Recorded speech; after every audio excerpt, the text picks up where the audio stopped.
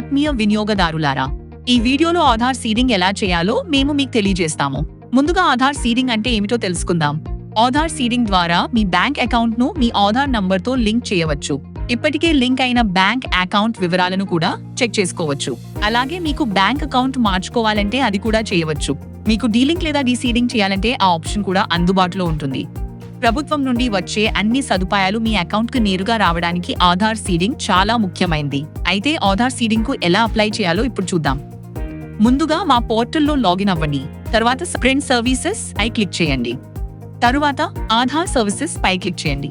ఆ తర్వాత ఆధార్ సీడింగ్ అనే ఆప్షన్ పై క్లిక్ చేయండి.